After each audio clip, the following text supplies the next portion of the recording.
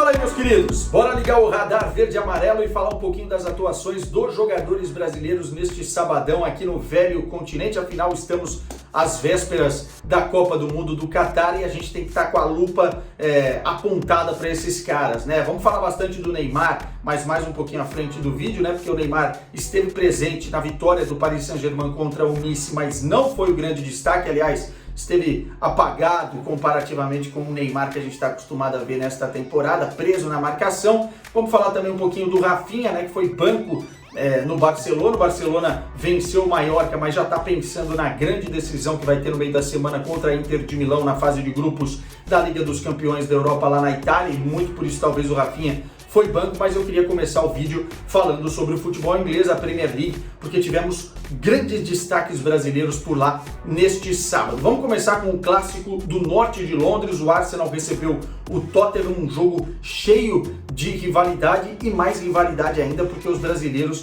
brilharam, né? Rivalidade inclusive entre brasileiros. O Arsenal venceu a partida por 3-1 e começar falando sobre Gabriel Jesus e Martinelli, né? Os brazucas do ataque do Arsenal que estão muito bem nesta temporada. O Arsenal venceu, é líder da Premier League, parece que vai brigar mesmo pelo título da competição nesta temporada, e o Gabriel Jesus fez um gol, o Martinelli deu uma assistência. O Gabriel Jesus voltando a jogar como um 9 de origem, né? Ele pedia isso no Manchester City do Pep Guardiola, mas ele era utilizado mais como um jogador de beirada de campo, ou um atacante pelo lado direito, e hoje ele é uma referência dentro do Arsenal. O Arsenal tem um ataque muito jovem e muito veloz, muito rápido, né, que te surpreende a qualquer momento da partida. O Arsenal consegue dominar as ações, mas consegue também criar muitas oportunidades, e foi assim contra o Tottenham, muito por conta dessa combinação de brasileiros. O Martinelli também muito bem no jogo, né? Um jogador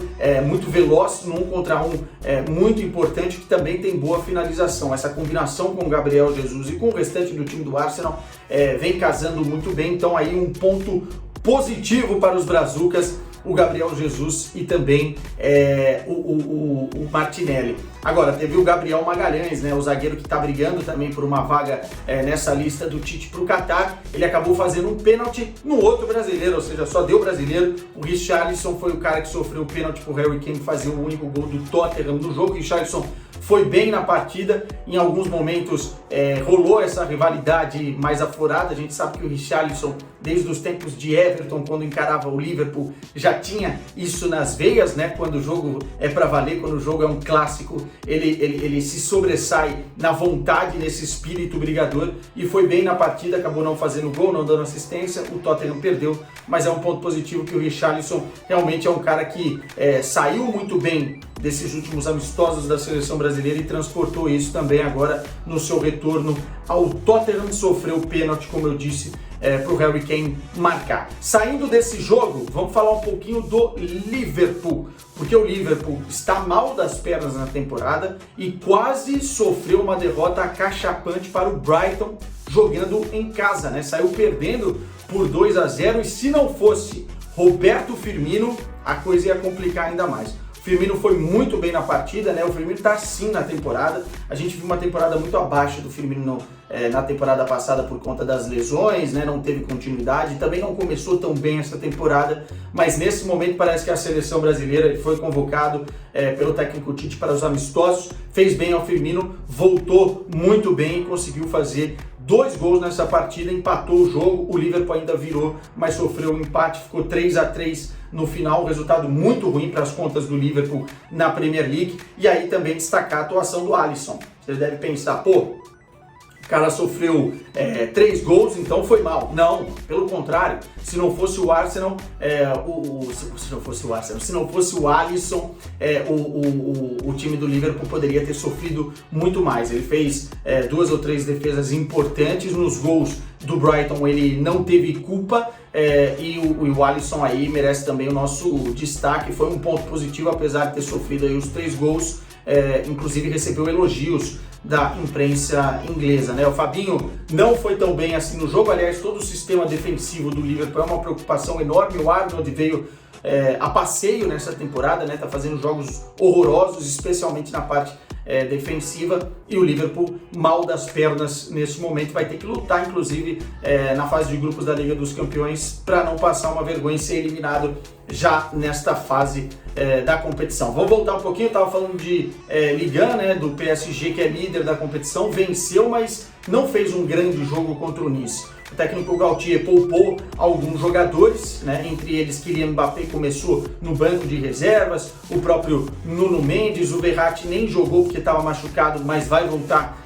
na partida contra o Benfica, já está 100% recuperado. E aí o PSG teve dificuldades, o Messi fez um golaço de falta, ele sofreu, bateu e guardou. Messi genial, para mim talvez o jogador mais interessante do Paris Saint-Germain na primeira etapa, só que o Nice impôs uma marcação muito forte. E aí a gente estava falando do Neymar, né? O Neymar ficou preso nessa teia de marcação do Nice, teve alguns lampejos de bom futebol, mas foi longe daquele Neymar que a gente está acostumado nessa temporada. Mas aí também eu acho que tem muito mérito do adversário que conseguiu anular as ações do camisa 10 da seleção brasileira e do Paris Saint-Germain. No segundo tempo o Mbappé entrou na partida, o Nice conseguiu empatar antes disso, depois o Mbappé entrou, o PSG melhorou um pouco, mas não foi tão efetivo, e o Mbappé conseguiu fazer o gol. Portanto, o Neymar não foi o destaque do jogo do Paris Saint-Germain. Lembrando que o Paris Saint-Germain enfrenta o Benfica, jogo exclusivo da TNT e da HBO Max, na próxima quarta-feira.